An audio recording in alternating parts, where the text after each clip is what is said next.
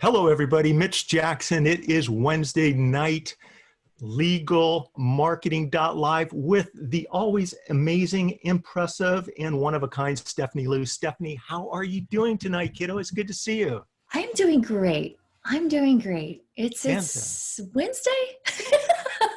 Every day is a Wednesday. We were just talking about this, you guys, before we went live. Is it Monday? Is it Tuesday? Is it Friday? It's funny how sometimes it feels like the weekend and sometimes not so much. And that's one reason, Stephanie, I put this show together. For those of you over in the Facebook group, it's good to see everyone. This is Wednesday night Legal Marketing Live. And look, there's a lot going on in the world right now. Health and safety concerns. Stephanie and I were talking about this earlier today.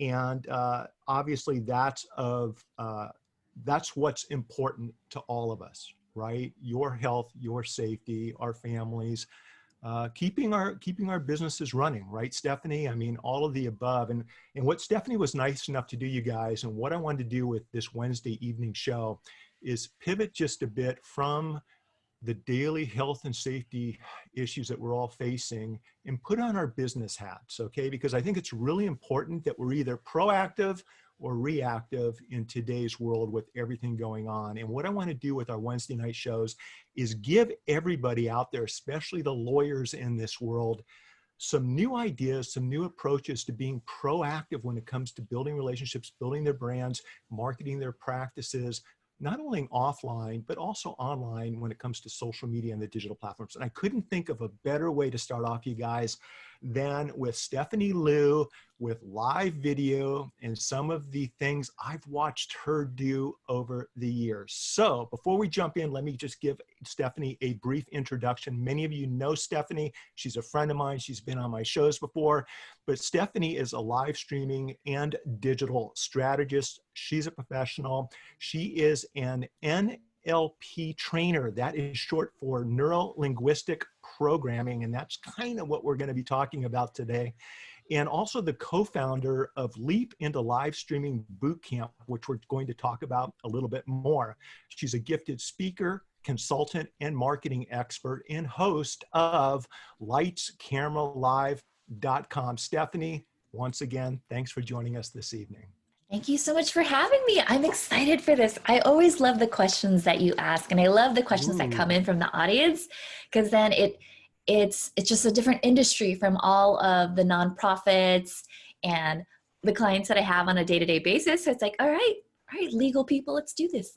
That's right, legal people, let's do this and let's dive right in. So everyone's using Zoom, StreamYard, Ecamm, Skype to communicate. There's something about jumping on a live video, Stephanie, and continuing those human-to-human relationships lawyers are used to having, offline, and we're now bringing it online, but we're not always going about live video the right way. And that's why I wanted to have you on. Stephanie's going to share 5 specific live video tips, you guys, to help us communicate more clearly, more effectively, and more persuasively on live video. While Stephanie's sharing, I'll be monitoring our Facebook page for questions, Twitter DMs, Instagram DMs, and a few other places. So this is going to be fun.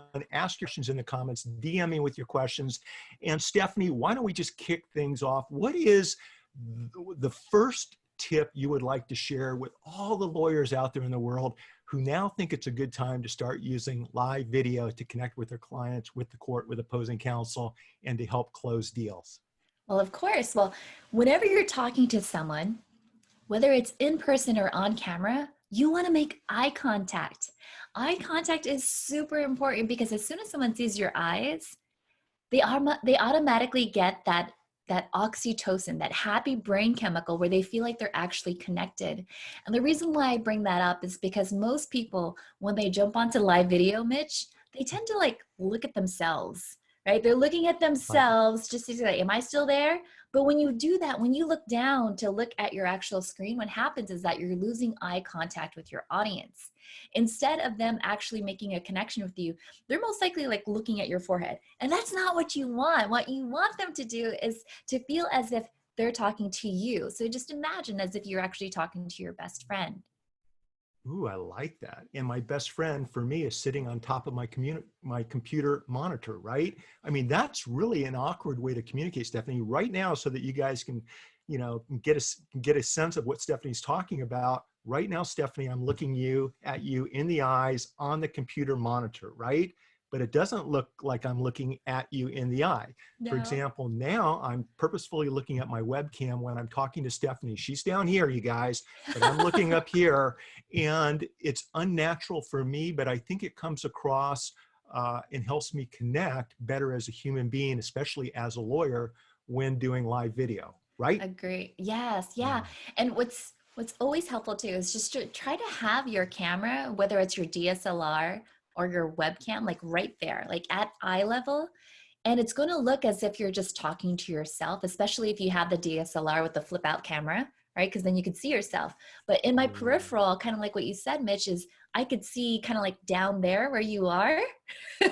And I could see if you're nodding your head, if you're like agreeing, or, maybe you have like a question look on your face. I can see that in my peripheral, but at the whole entire time, I have to look at the camera in order to make that connection.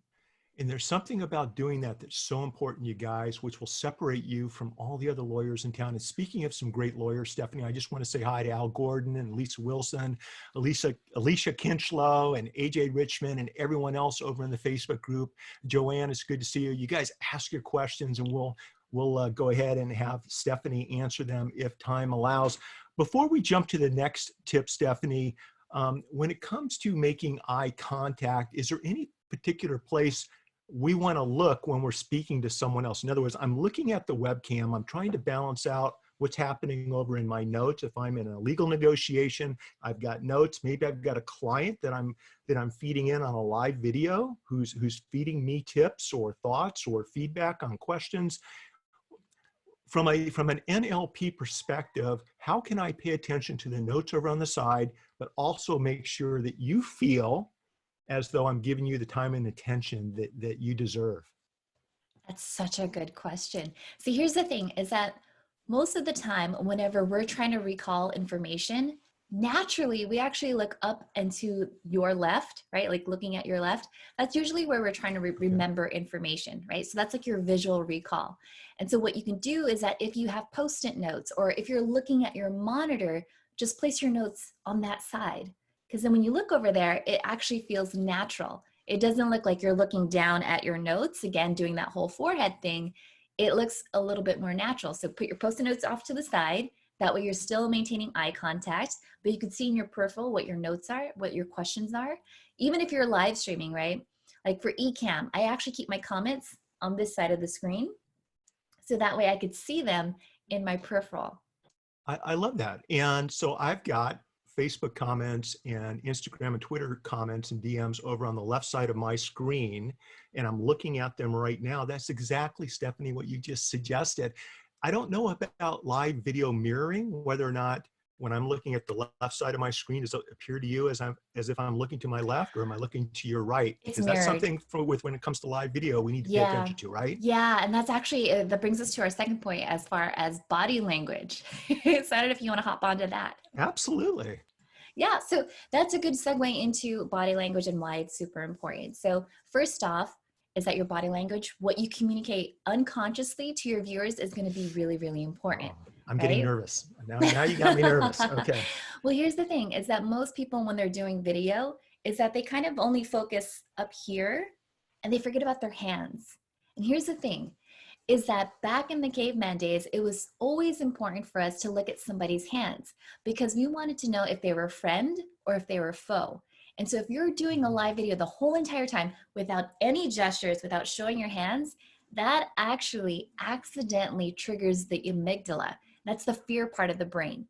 And so when you pop up in the newsfeed and they don't see any hands, they're like, I don't know if I could trust that person, right? So if you've Right. noticed, Mitch, any video that I do, it's always, hi, welcome to Yeah. the show. Like, come on in. Something like that to invite the viewer in there, and it breaks that fourth wall where they're like, okay, that looks like a friendly person, and it disengages that fear part of the brain. So that's like the first tidbit when it comes to body language. Any questions on that? I do have questions about that. And for those of you asking questions over on the left side of my screen, I will get to them. Yeah, we'll get But to that. Stephanie, I've watched you on stage and I've watched you pay attention to not only your body language and being animated and using your hands, but also I think you're paying attention to the body language of your audience, their facial expressions, how they're sitting in their chairs. Talk to us a little bit about not only our body language, easy for me to say, but also paying attention to the body language of our audience. How important is that? And what should we be looking for? Okay. So with live video, you can't actually see your audience, right? But what you will notice is that if they're really interested, all of a sudden the comments stop. And some live view, some live streamers are like, oh no, did something happen? And it's quite the opposite. Because when you say something that is so powerful, so impactful, people kind of stop and they're like, oh, they're thinking about it, right? They're thinking about what you just said, and they're probably pulling out their phones like, oh, I need to write that down because that was so interesting. And it's funny because I'll even call it out in the show. I'm like, I know you guys are checking it out right now. I know you have it open in another link, right? In another tab. And someone will say in the comments like, oh my God, is Stephanie like reading my mind right now? It's just knowing human behavior, right? So sometimes I'll even tell my audience like, okay, I'm going to show you something and you could go to the website, but not right now. And then I'll see the comments kind of like stop and like, oh, so you went over there. I love that. I love that. Yeah, tease them a little bit. Tease them a little bit to keep their interest. Exactly. And I think it's also important that if you're going to have a guest on your show, be very conscious of your guest's body language as well, right? Because sometimes you're going to ask a question, and if they look up and to the left, again, remember, recall, give them some time to think about the answer. If you didn't send your questions in advance and you're putting them right there on the spot, they have to think about it, right? And so instead of just bum rushing them with the next question, pause, let them think about it, right? And as they're thinking about it, the viewers will leave their comments and you can engage. And as your guest is thinking about it, take them off the screen. And then you give them a second to think about it without having the pressure on them, right? As a producer, put yourself on the screen, repeat the question. And when your guest all of a sudden is back looking at the camera, like, okay, I'm ready. And you put them back on camera. Like, be a good host. Stephanie, why do I feel like you're talking to me right now? But here's what resonates with me is what you're describing is a good trial lawyer taking control of the witness on the stand, whether it's a friendly witness or it's an opposing counsel's, adverse witness, taking control of the situation, helping witnesses be calm, creating an environment where they can excel at what it is that you're going to be sharing with your jury. I love that, you guys. Those principles apply to live video too, probably even more so sometimes because this is all we have and we have to pay attention to what Stephanie just shared. And by the way, you guys, another thing about live video, Stephanie, and I want to take us a little bit off of our talking points, but it has to do with engaging with the audience, because I think that is something with live video that's a little bit different. We're getting a lot of comments over on my left side of the screen. And I want everyone to know that we're glad that you're here. I'm looking at your comments. It's okay in a live video to pivot, okay? Address the real-time comments. For example, we had a comment, shouldn't the webcam be a little bit higher? What Stephanie was talking about is about eye level is where you want that webcam when you're doing a live video. That usually works out real well. And Claudia and Tim, Jeffrey, thanks you guys for joining us. Everybody over on Facebook, if you guys could hit the share button and share this out, that would be awesome, especially if you have friends that are lawyers that need to look at some different approaches to raising the bar with their live video game, right? That's what it comes down to. Stephanie, let's go ahead and skip along to the third talking point, which is something I'm not that familiar with, but I want you to share it because after reading about it, I'm like, oh my goodness, why wasn't I spending more time about this? And that has to do with spatial anchoring. What is spatial anchoring? How does it apply to NLP? And why do we need to pay attention when we're live streaming? Yeah, so spatial anchoring is knowing how you're actually using the window to communicate your message, right? So for example, if you watch the replay of this, if you go back and watch, whenever I say something positive, anything that's good, I tend to anchor it on myself, right?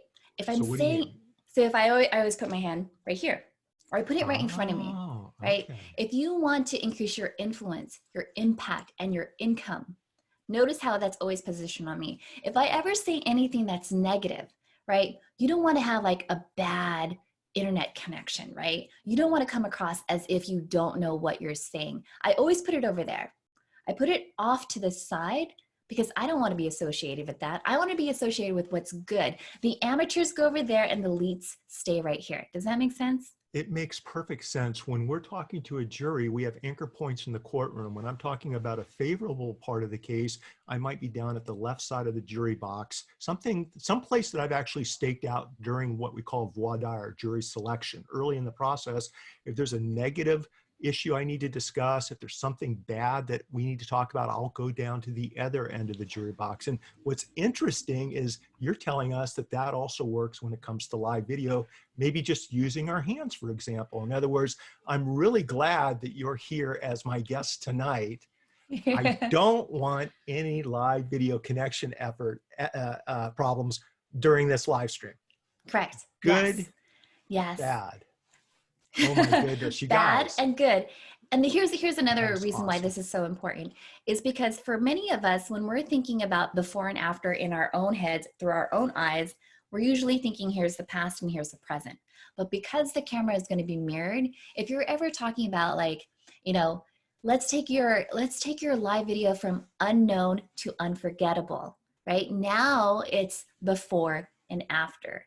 So I have a timeline that I'm talking about. Like you might be frustrated about all the tech that comes along with live video. And sometimes you might not even know what to say. But when you really focus on what it is that you want to say and you have a script, then you can become unforgettable. And then you become top of mind and tip of tongue. So the whole process is that you're walking them through this timeline.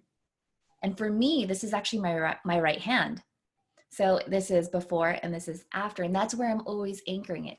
These are your frustrations. This is the before, this is the after, this is the future of where you want to be. And it comes across as mirrored on the actual screen. And you're paying attention to this while you're live streaming.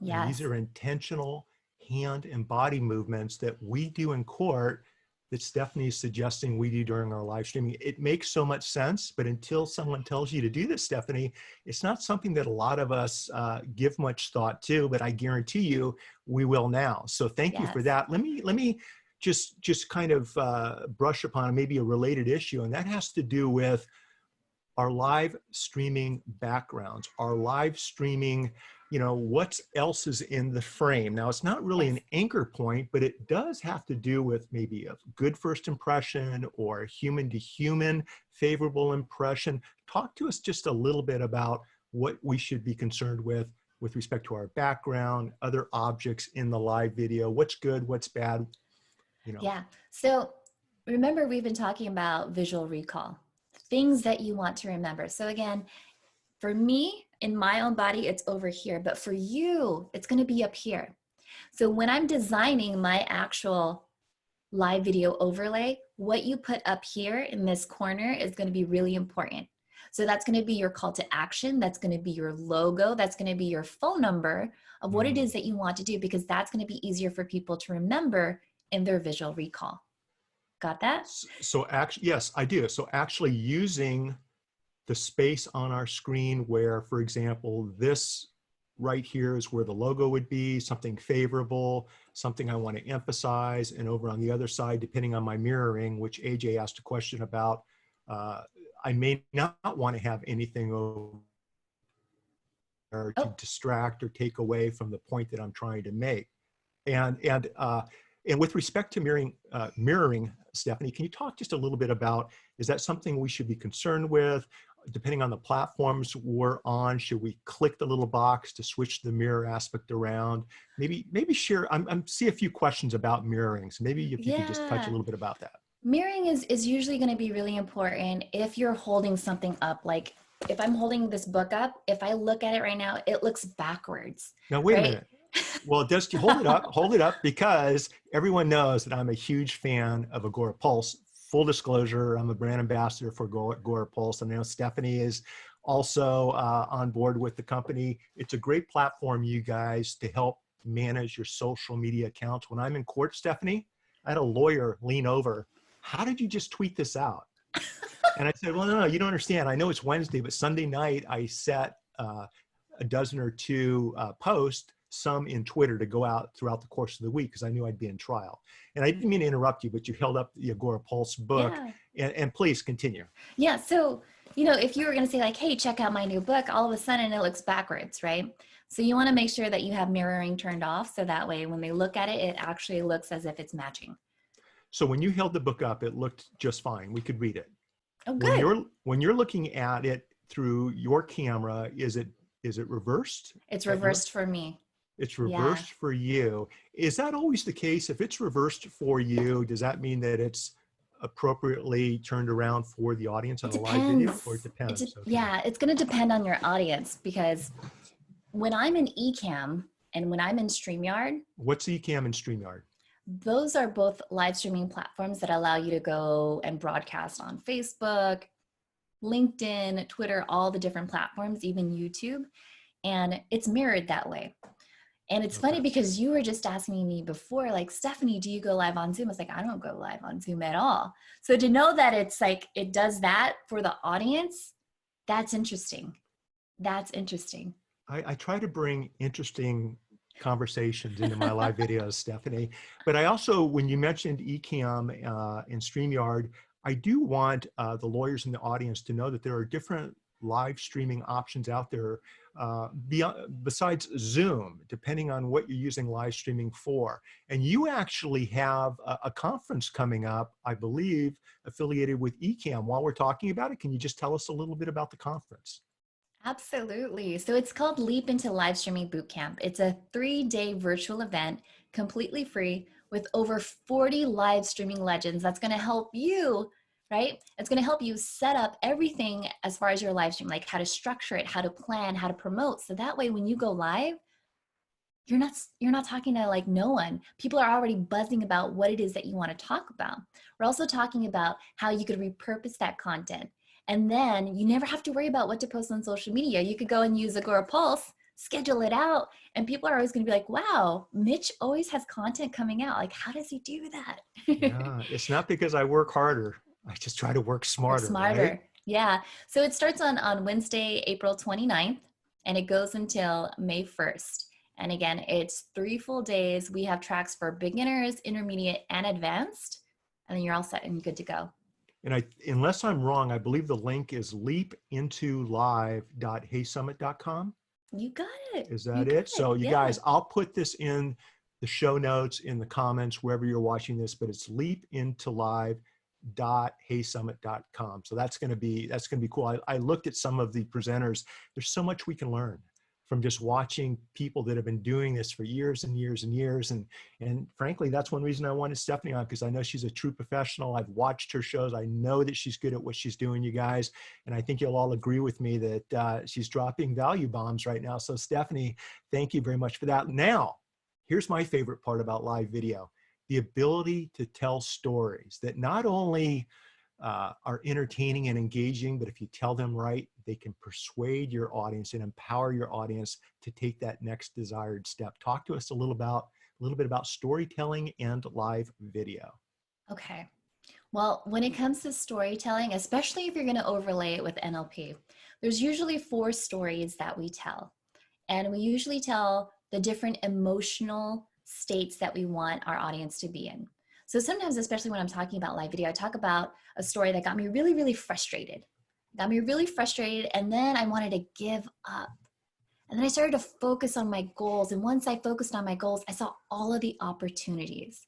And so when I create those stories, it takes my audience along that journey.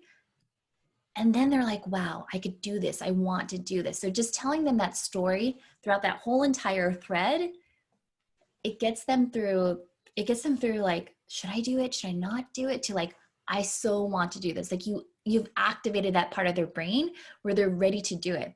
And the reason why this is so important is because sometimes, and I've seen this on stage, and I know that you've seen this on stage too, sometimes people will tell stories and it's so depressing.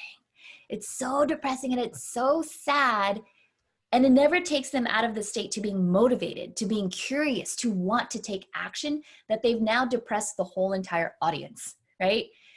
And then they wonder why no one buys. They wonder why no one does the call to action. No one meets them at the back of the room to schedule an interview or to book a consultation.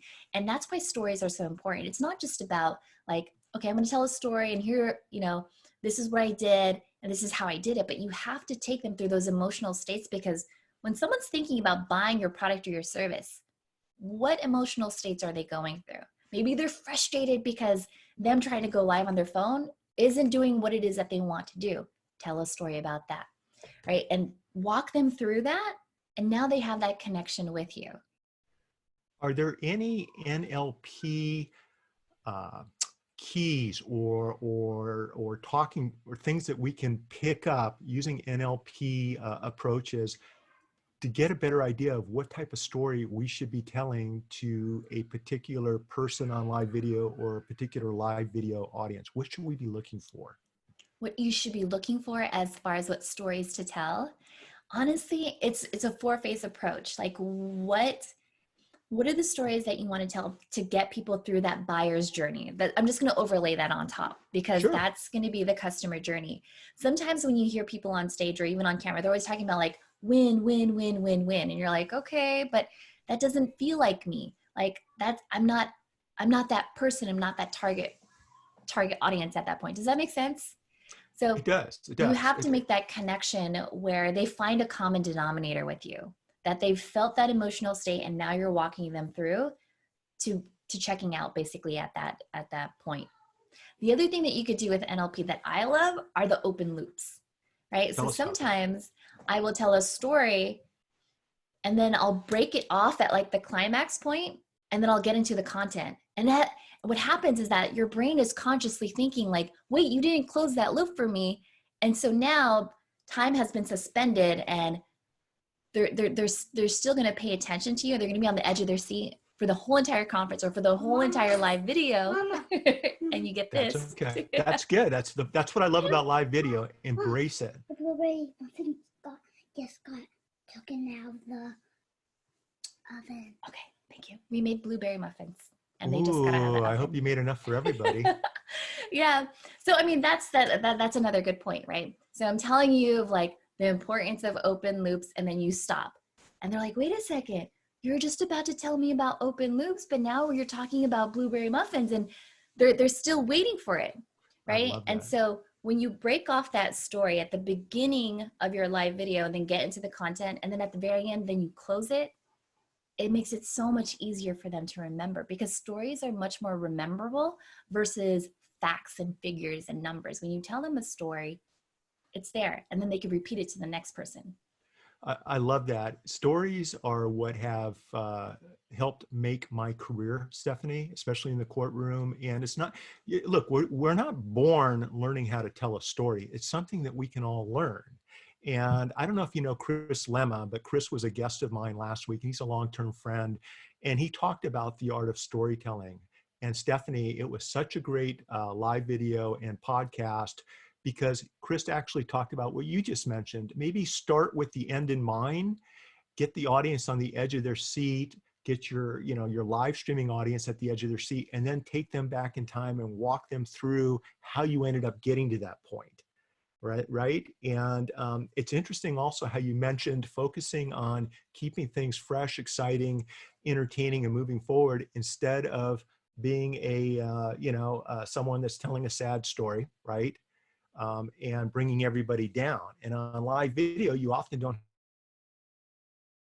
have time to bring them back up.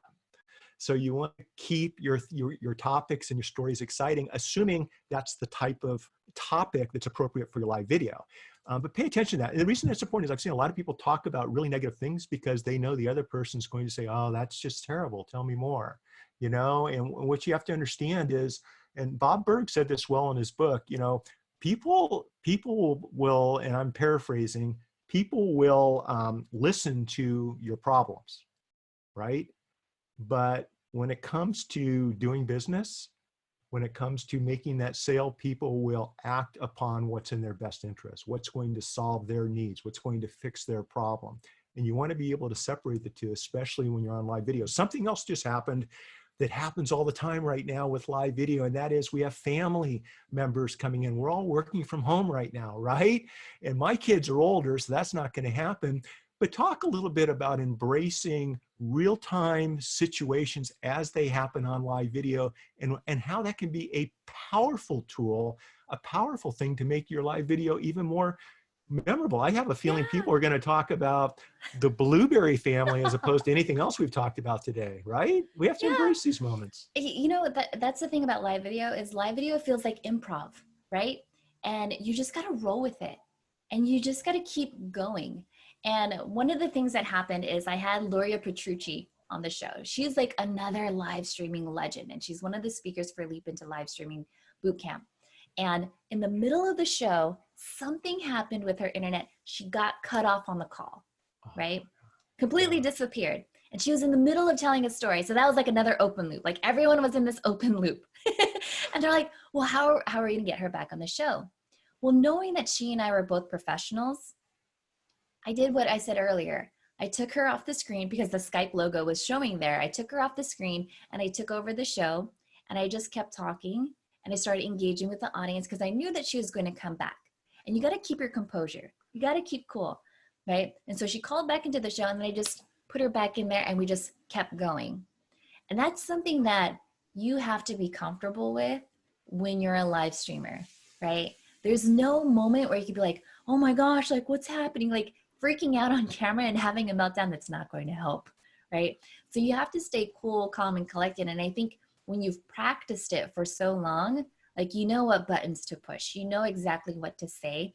And when you're just open about it, when you're like, all right, we lost Luria, but as she gets back, let's start answering your questions. When you do that, the audience are like, wow, that was smooth. It's smooth, and I think as long as you're kind to everybody involved, I think that will take you a long ways. People understand, right?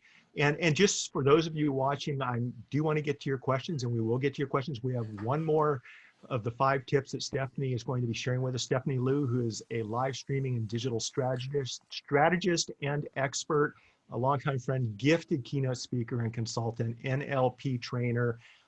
That's who's joining us tonight. Stephanie, real quick, I was on a live video back in the day, probably 2011, 2012, as the lawyer talking about music contracts with someone that's pretty well known when it comes to interviews, but he had the band Lynyrd Skynyrd on. Lynyrd Skynyrd's like one of my all-time favorite bands from high school and college. Guess who dropped out of the show? His internet connection dropped. Now it's yours truly with Lynyrd Skynyrd for 20 minutes. Guess what I did? I went ahead and started just asking him all the questions I wanted to ask them since day one. It was such an amazing experience. And the gentleman that was interviewing them, his name is Arthur Cade, and you'll see Arthur on the red carpet at different events.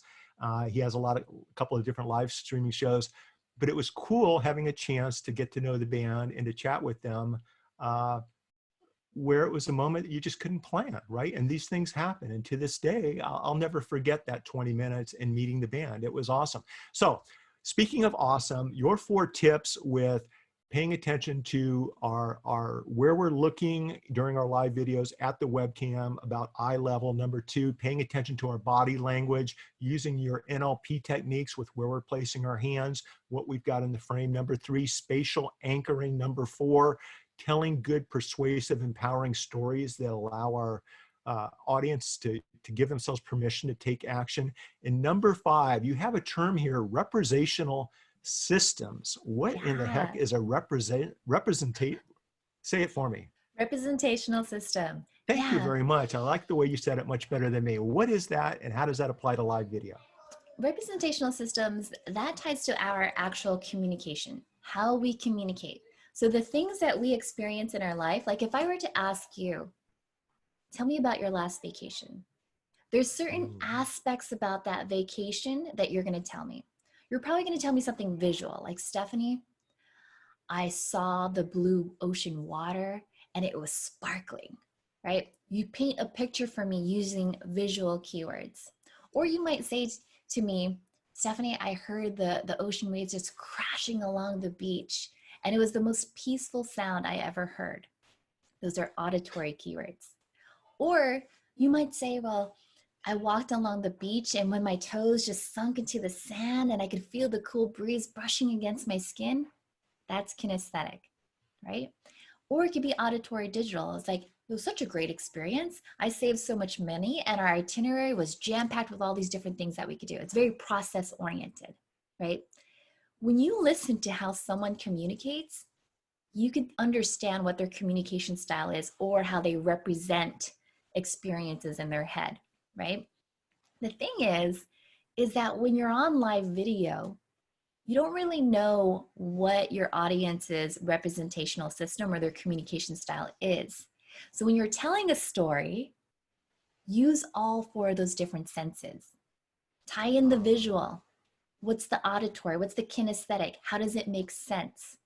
So sometimes even when I'm telling people about like my last speaking engagement, I'll say something like, man, the last time I was in LA, it was the perfect time of the year. You could just feel the cool breeze brushing against your skin and I could hear the ocean waves crashing along the beach. And not a single gray cloud could be seen for miles and miles. But you're painting that whole entire picture for them. And you're just casually just bringing in all of your viewers because they're hanging on to every single word that you're saying. I love that. I love that. It's so sometimes when we're on a live video, Stephanie, we're dealing with a potential new client. We want the client to hire us, right? So we're asking these questions and then we stop talking and we listen to what their answer is so that we can get a better idea of what's of interest to them. Sometimes in trial, I'll use what's called the tap and transport technique. And tell me if this is different than what you're talking about. Sure. But what I'll do is I'll tell the jury in an opening statement, let me take you by the hand and let's go back in time. We're standing on the corner of, Elm and Main Street. Driving by at 80 miles an hour is a 1962 Barracuda, smoke coming out the back. You can smell the exhaust. So we're standing there, we hear the engine, we're smelling the exhaust. There was a loud, big collision, a loud bang, crushed metal, and I walk them through all of the five senses, right? Five senses and whatever. And, but the point is people start to feel, taste, touch, and appreciate what just happened. And then it's my job to show the evidence during the course of the trial that's going to support that opening statement. Is that different than what you're saying, or is it just another facet of tapping into those different areas? It's very similar. It's very similar. It's painting that picture and it's drawing your audience in because you don't know what specifically their communication style is going to be. Like, I'll give you an example. So sometimes when I have another live streamer on the show, they tend to talk really, really fast. Right? They'll talk very fast. And I know that if I ask them a question, they're usually jumping from one idea to the other. And I, as a host, I have to be okay with that because I know that my guest is going to be just like, it's going to feel like they don't know what they're saying, but they do. It's just that the pictures that come into their head come by so fast that they have to spit it out before it disappears. You know this.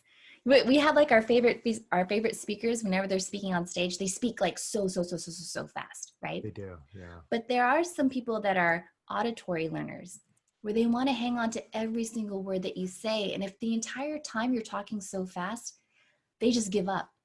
They give up and they're not going to pay attention at all. And it makes it really hard for them. So the more that you could have like enunciation or even just like a high-end mic for your show, that's going to be super important because any type of distraction in the background is going to be really, really hard for the auditory learner to pay attention, right? And then you have like your kinesthetics. Go ahead. Go ahead. I was going to say, no, please, go ahead. Sometimes I'll have a guest who's very kinesthetic, and kinesthetic people, most of the time when they communicate, it takes them a while to find the right answer because they're trying to find like in their body, like the gut feeling of it. Right. Mm-hmm. So one of my friends, she was saying that she was interested in Michael Stelzner's new well-known program. And she's like, I was listening to it and I started to feel strange. And I was like, what do you mean strange? Do you mean interested? Because strange to me means like uncomfortable and, right, not safe. She's like, no, I was feeling strange. And like, do you mean excited? because she has a hard time trying to find the right words. And usually you find that with kinesthetic people. And so when I have a guest like that on the show, I'll know right off the bat that I'll leave more room for them to find the right words. Does that make sense? It makes a lot of sense. I think because people oftentimes don't clearly express themselves, they end up in legal problems. And sometimes it's up to the lawyers to sort through what somebody actually meant. That's why you want to get everything in writing, you guys. So along those lines, before I take a couple of questions, and I see them, you guys, don't worry, we've still got 15 minutes. What about during a live video, Stephanie? And you guys pay attention, because I think this is really important. It's a live video. Let's just say I'm an attorney right now and I'm talking about different estate planning options in a COVID-19 world, things we need to pay attention to with healthcare and everything else, right? It's one thing for me to share all of that in a live video to an audience of 100 people.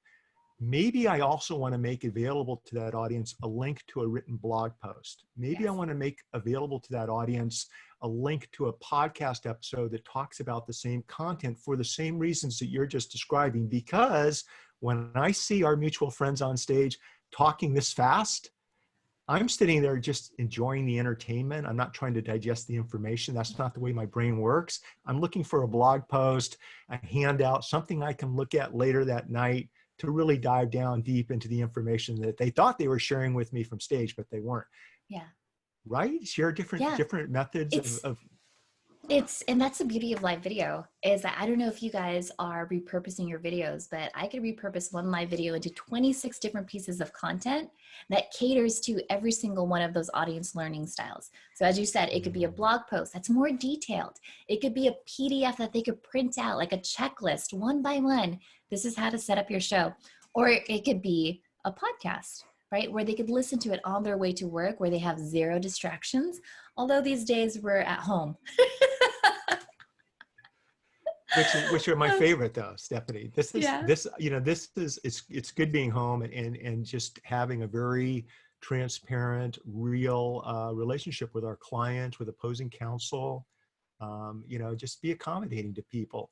And I get that. Let me just transition over to a couple of questions. AJ Richmond, who's a gifted attorney, he's killing it with video. Just so you know, he's doing video and live videos. He's got a Monday Night Live video show. But he does have some questions. And one of the questions is, how polished do YouTube videos need to be? A lot of people seem to have very polished videos, but I want to post like a 30-second video about something, kind of like an Instagram story. Is that something I should do on YouTube? So maybe how polished should they be? And what about short content on YouTube? I feel like YouTube, the audience there, has expectations of how they want to see the content.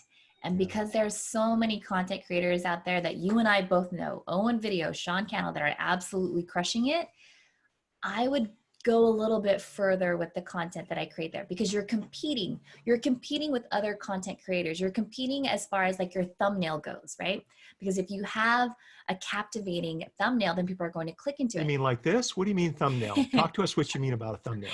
So thumbnail is when you're searching something on Google and it's the first picture you see. You usually see a picture and then the title, right? So they'll see the title, but then they'll look at the picture to be like, okay, does this look professional? Does that person look like they actually know what they're talking about? And that's going to get their buy-in. It's kind of like the storefront. When you're standing outside a door and you're looking at the signage, your thumbnail is your signage. And once they buy into it, once they give you that click, now they're looking at the production value. Does this person actually know what they're saying?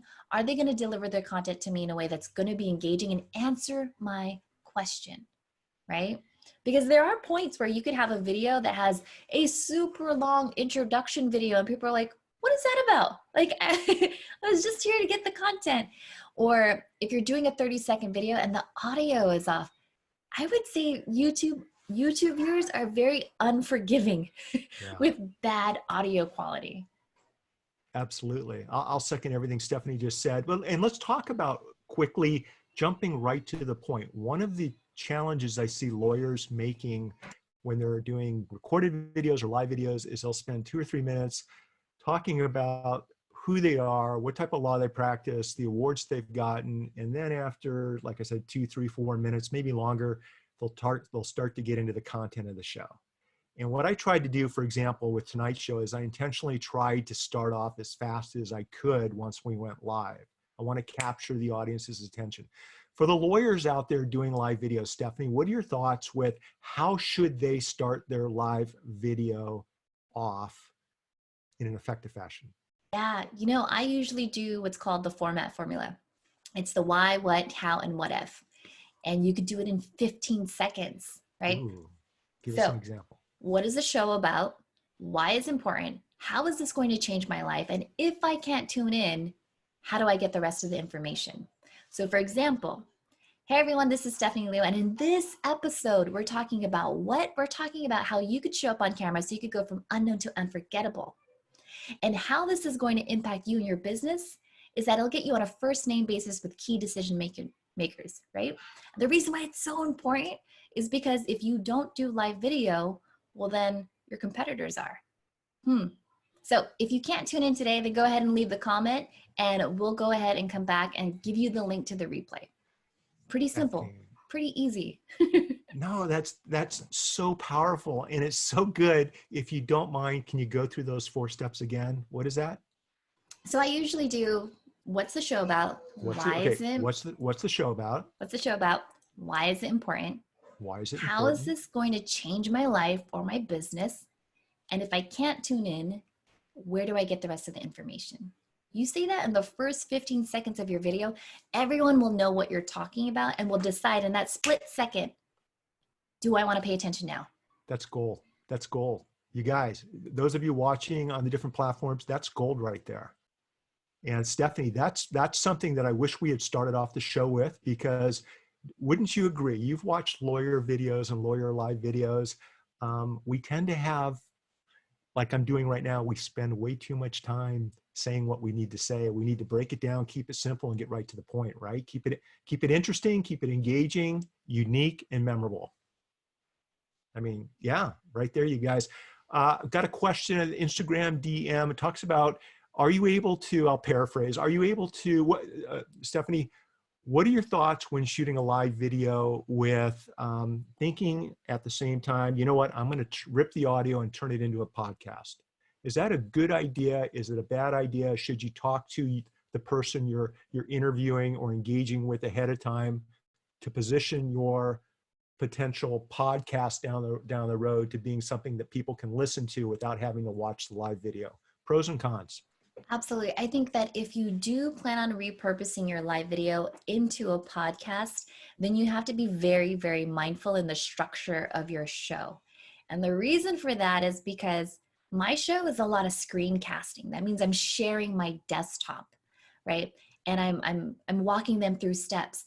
That doesn't transfer very well to a podcast, because when I'm saying like, here, look at this, there's nothing that they could look at, right? And so when you set yourself up for success by knowing that it's going to be repurposed different ways, especially in a podcast, then you could structure your show effectively and prepare your guest.